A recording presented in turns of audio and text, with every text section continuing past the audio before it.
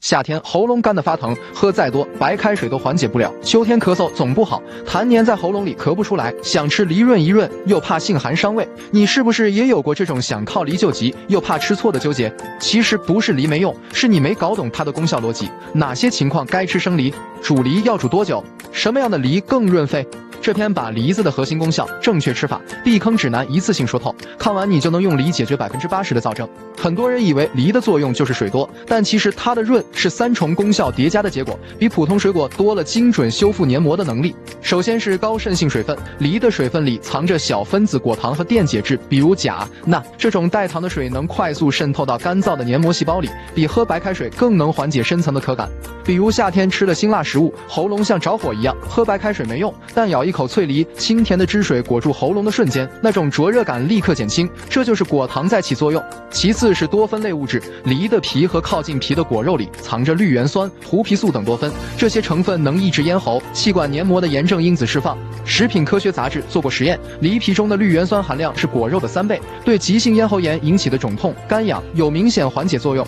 所以喉咙疼的时候，别把梨皮削了，带皮吃才是吃对了。最后是可溶性膳食纤维，梨中的果胶能吸收肠道内的水分，软化粪便，促进肠道蠕动。中医说肺与大肠相表里，其实是肠道通了，体内的虚火，比如积食、便秘带来的就会排出去，咳嗽、喉咙干的问题自然减轻。这也是为什么便秘的人容易喉咙痒，吃梨既能通肠道，又能润喉咙，一举两得。既然梨的润是3重功效叠加的结果，那不同的吃法对应的场景也不一样，生、煮、烤的区别藏着针对不同体质、不同症状的智慧。生梨，急性躁症的急救药，适合夏天运动后吃了辛辣食物后的喉咙火燎感或者突然的喉咙干痒。生梨能保留完整的多酚和高渗水分，快速缓解突发的黏膜干燥。但要注意，生梨性寒、脾胃虚寒的人容易拉肚子，手脚冰凉别多吃，1天1个就够。煮梨，慢性咳嗽、脾胃弱的温和补。如果是慢性咳嗽或者脾胃弱的人，生梨可能太寒，这时煮梨更合适。煮梨的关键是待皮煮加控制时间，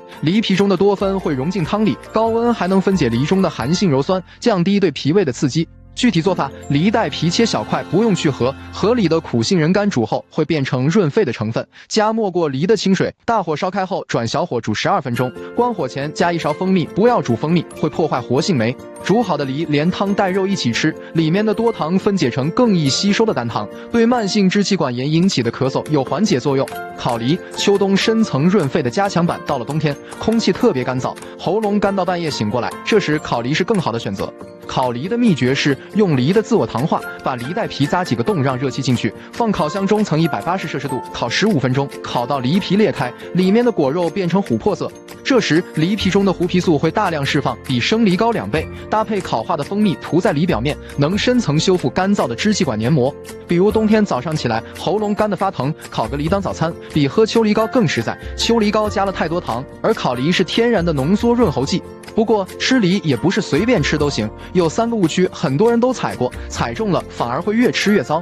梨能治咳嗽是假的，它只能缓解，首先要明确，梨不能治咳嗽，只能缓解炎症引起的不适。如果咳嗽超过3天或者有黄痰、发烧，赶紧去看医生。梨解决不了病菌感染的问题，比如细菌性肺炎引起的咳嗽，吃梨没用，反而会延误病情。脾胃虚寒的人吃生梨等于雪上加霜。其次，脾胃虚寒的人别吃生梨，梨中的鞣酸和草酸会刺激胃黏膜收缩，加重肠胃负担。这类人可以吃煮梨加陈皮，陈皮的挥发油能中和梨的寒性，还能理气健脾，一举两得。不要和寒性食物搭伙。最后，别把梨和寒性食物一起吃，冰梨加冰饮，梨加西瓜，梨加绿豆汤，这些组合会让梨的寒性翻倍。夏天很多人吃冰梨吃坏肠胃，就是这个原因。如果想吃冰的，建议把梨切成小块，加一点常温酸奶，既能缓解寒性，又能增加益生菌。如果想让梨的功效更精准，其实可以加一点配角，1+1的组合能让作用翻倍。梨加百合，治久咳的黄金组合，百合中的秋水仙碱能缓解支气管痉挛，搭配梨中的绿原酸，对干咳无痰的慢性咳嗽特别有效。做法：梨带皮切小块，加10克鲜百合干百合要泡发，清水煮15分钟，加少许冰糖。适合秋天给孩子煮，没有药物副作用，还能当甜汤喝。梨加银耳，给皮肤喝的润喉汤。银耳中的银耳多糖能修复皮肤和黏膜的胶原蛋白，搭配梨的水分，既能润喉咙，又能改善秋天的皮肤干燥。做法：银耳泡发丝小朵，加梨块，清水煮30分钟，银耳要煮出胶，最后加蜂蜜。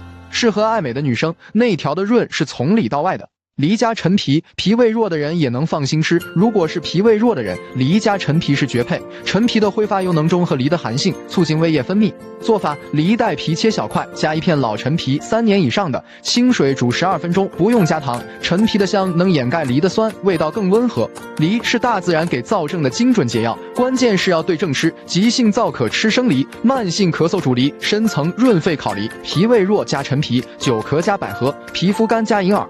搞懂它的功效逻辑比多吃更重要。今天就试试煮一碗梨百合汤吧。秋天的风已经起了，喉咙干的时候喝一口热汤，比任何润喉糖都管用。你平时喜欢吃生梨还是煮梨？评论区告诉我你的梨经验，关注我，后续分享更多水果的正确打开方式。点赞收藏这篇，下次吃梨再也不踩坑。